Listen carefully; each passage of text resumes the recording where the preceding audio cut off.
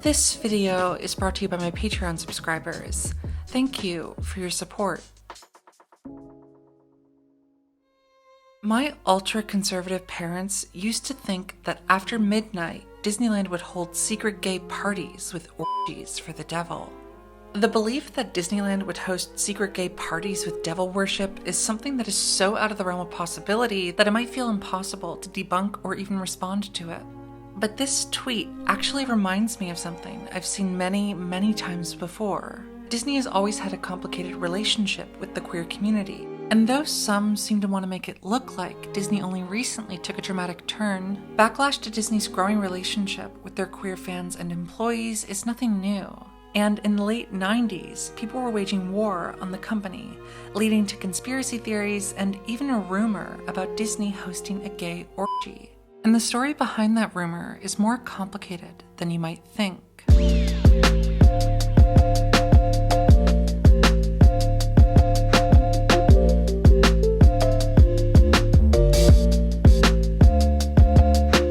The 90s brought a new era for Disney. They were basking in success after bringing back animated musicals, a return to form largely sparked by Howard Ashman, an openly gay man. After decades of queer coding being used in derogatory ways, gay employees started doing it and imbuing queer aesthetics into Disney's family-friendly brand that exclusively showed quote-unquote traditional straight relationships. And Howard Ashman was aware of the company's reputation. He called him with the results of the T-cell count, and they were so low that it was apparent that he had HIV. Howard said to me, "I didn't want to tell you because I didn't know how Disney would react. Here I am, a gay man, and I'm working on this movie for kids, and I didn't want to be fired." Despite that, though, his colleagues were very supportive and made accommodations for him while his illness progressed during the production of Beauty and the Beast. It would be decades before Disney started showing openly queer characters under their main family-friendly brand. But internally, the company had a growing queer-friendly atmosphere.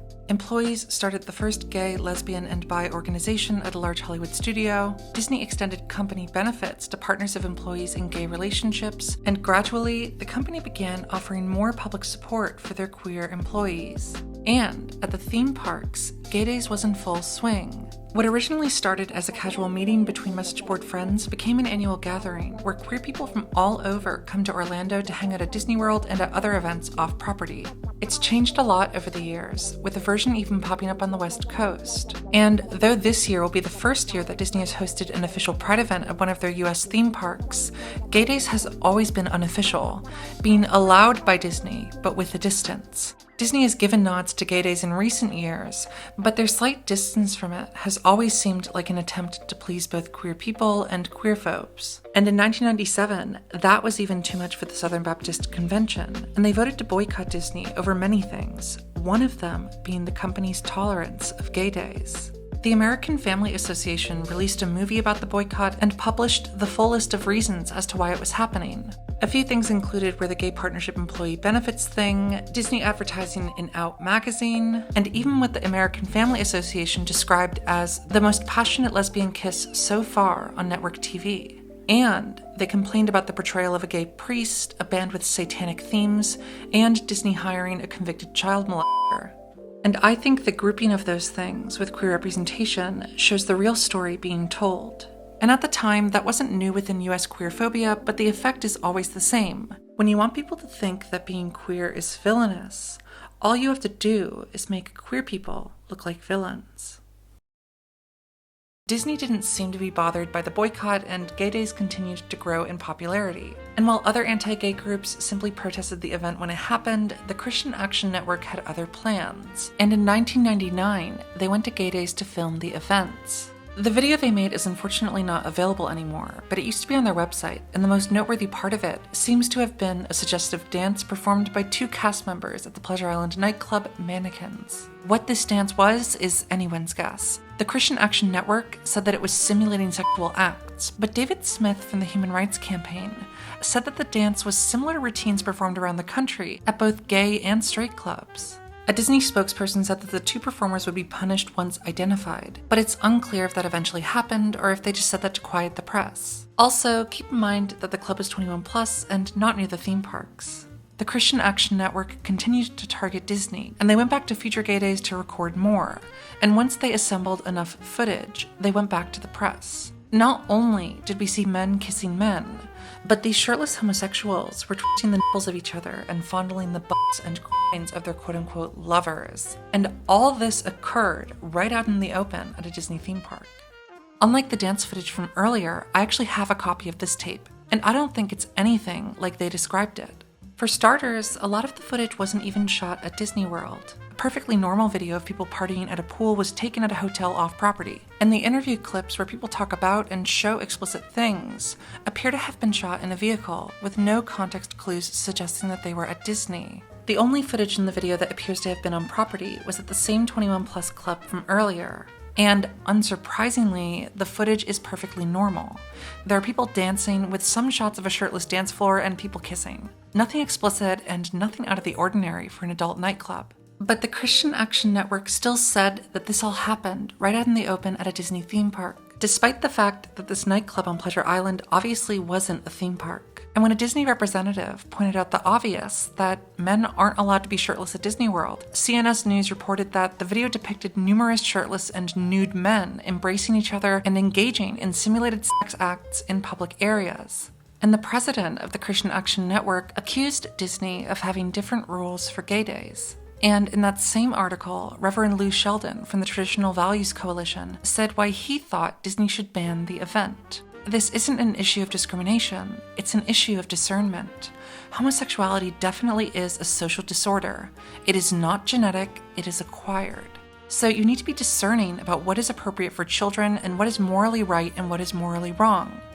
It's difficult for me to take any descriptions of the video from the Christian Action Network seriously. When I see footage of people acting completely normal at a nightclub, being labeled as explicit events at a Disney theme park, it seems like they knew the story they wanted to tell before they went, and any footage that they shot would be twisted to fit that. And given that the president of the Christian Action Network was clear about what his goal was, well, I'm not surprised about how it all turned out. Oh, and also, one of the big talking points about this video was that it was an orgy of depravity. Growing up online in the early 2000s, I saw how the image of gay days in the Disney fandom was affected by queerphobia. Discussions about gay days often turned into arguments about people being sexual at the parks, focusing on gay people allegedly being lewd and out of control. The double standard at play was obvious. Kissing is not an explicit act and has not only been an integral part of Disney's brand since their first movie, but also people go to Disney parks with their significant others, they get engaged, they celebrate their honeymoon. So why shouldn't queer couples also be able to show their love for each other? And yes, I know the usual answers. One part of this anti-gay days campaign that I haven't mentioned is that in June of 2001, a family allegedly saw gay porn played on a Disney bus that was headed to Typhoon Lagoon. Now, the real story is that the bus wasn't Disney's. It was rented by Mears and had a Disney Cruise Line ad on the side of it. The family teamed up with the Christian Action Network and asked the police to investigate. Eventually, Mears clarified that Disney had nothing to do with it, but they were too late. People were already spreading around the story that Disney allowed gay porn to be shown on a bus during gay days. The Christian Action Network video had interviews with family members who saw the bus. And also, the label of gay was dropped in the video, with the only actual description of the film being that it was between a man and a woman. I look over and it says Doozy Cruise Line bus, and I go, no, there's no way. There is a woman. So why was it labeled gay porn in the press and associated with gay days? Well, there was a gay days event at Typhoon Lagoon on June 1st when the bus was allegedly seen, but it's not clear as to if the bus was seen after 9 p.m. while the event was going on or just earlier in the day when the water park was open to everyone. I'm not bringing this up to dispute what the family said they saw and it being inappropriate at Disney World, but I find it interesting that explicit sexuality, even something apparently straight, could be blamed on gay people. And by referring to the film as gay porn in the press and including the interviews in the video, it adds to a specific message about how gay days allegedly affects Disney's image. My little brother was just carrying on about it. The worst thing was when we got back to the hotel, he told my dad about it. He thought Disney was supposed to be clean. Disney's dirty. 12-year-olds shouldn't think that. And the magic is not supposed to be tainted with nasty things that you do in your own bedroom. I mean, it should not be out in the open for children. My mom is upset for the fact that they have a gay day at Disney. How come they don't have a family day at Disney? Why did they stray from the family values so much? What is society going to if Disney, of all places, allows such horrendous things? I'm afraid that one day I'll have a child and they'll come up to me and go, Mommy, how come those two men are kissing? Why are they doing that here at Disney World? The Christian Action Network continued to push the story that Disney was not only allowing homosexual debauchery at their theme parks, but that their footage of gay days showed an orgy of depravity. And though the framing of queerness as something sinister and inherently harmful wasn't new then, it's interesting to see how the focus on Disney continues to this day. Well, Disney is a joke. Come hell or high water, we're going to make sure that policy of Florida carries the day. Ultimately, we're going to win on every single issue involving Disney. I can tell you that. The Southern Baptist boycott of Disney ended in 2005 after having little to no impact on the company.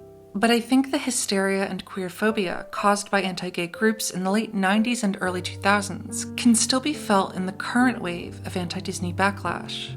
Since realizing that I'm a trans woman, I understand my past much differently than I once did. But I will also never forget how it felt to be a scared young gay boy growing up in the early 2000s and trying so desperately to understand why others told me that the feelings I felt were wrong.